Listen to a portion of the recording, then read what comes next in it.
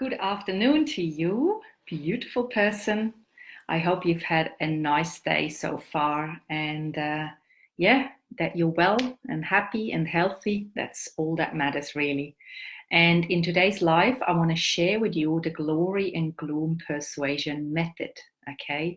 Because I know many of you are struggling with your messaging, with your words, when you're trying to put together your funnels and your emails and even content for social media and websites and things like that. And persuasion is a really high level skill that not many people have, because it takes a lot of time. It takes a long time really to master persuasion. It takes a lot of writing.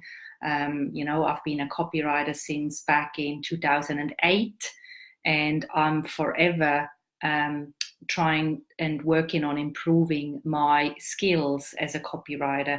And I've been responsible for very high-end campaigns for very high-end entrepreneurs. So I know that my words sell exceptionally well, but even so, I do not rest on my laurels, because I know I can better myself all the time.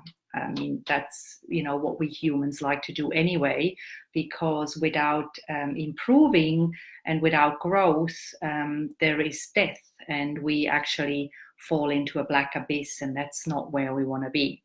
So if you want to grab people's attention with your messaging, then you need to make sure that your messaging is targeting to their preference.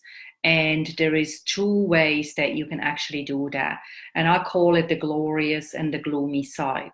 So some people will have a glorious side and some people will have a gloomy side to themselves.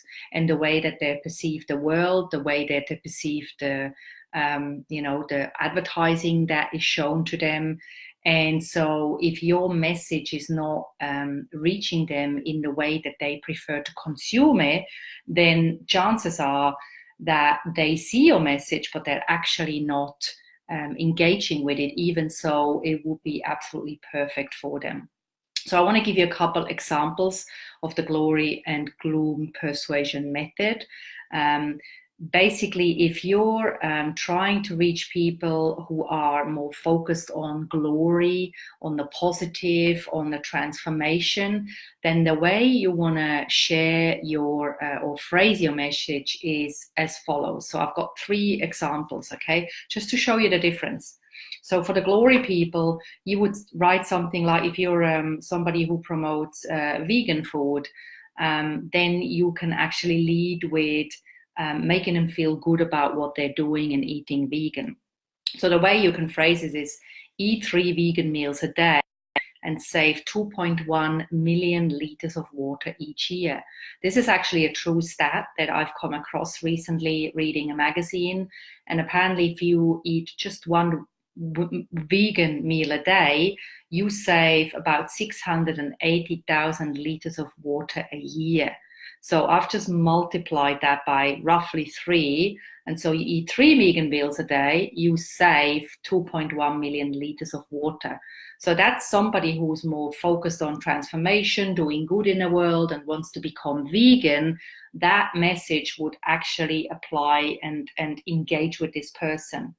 A second example is, double your profits in 90 days to provide for your family. So again, this is somebody who wants to actually do good by their family and be of help, be of service for their family. So if your message is targeted to the glory side of that person, they will engage with that.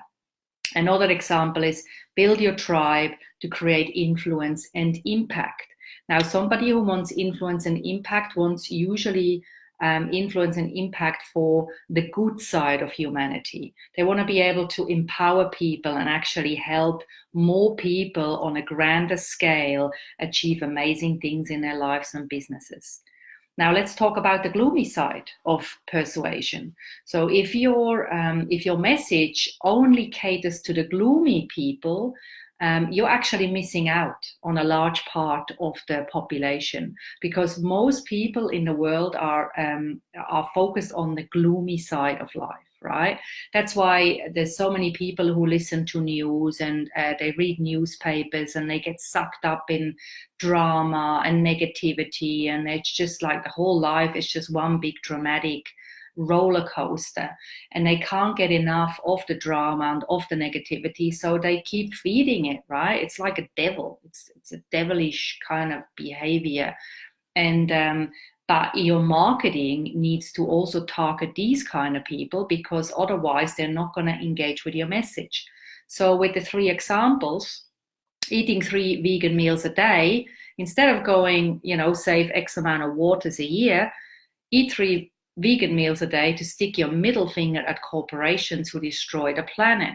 So this is actually speaking directly to the rebel who hates corporation, who hates the world, who hates all rich people and, all of that stuff. So that message is now flicked from glory to gloom, and it is now appealing to a different kind of person, right? The second example, double your profits in 90 days to silence the haters. Again, this person is motivated by sticking it up to the haters, really, right? And let's be honest, we all feel good when we can do that from time to time. We don't have to be negative driven necessarily to identify with a message like that, but we might have just had a really bad experience in our day-to-day life, and somebody tried to devalue us as an entrepreneur, as a business person. And so, if we can show up in 90 days and say, you know what, F you, I've just doubled my profits, they go, whoa, and you have the last laugh, and you actually feel much better for it. Even so, it's a short-term kind of feel-good thing, but it still feels, still feels pretty amazing when you can do that. And then the third example is build your tribe to achieve fame. Fame is more ego-driven, because you want to be the famous person, you want people to pay homage to you, you want them to put you on a pedestal and to be acknowledged. And so if somebody is more gloom-driven in the way that they see the world, then the message that is targeted like that will appeal to this person.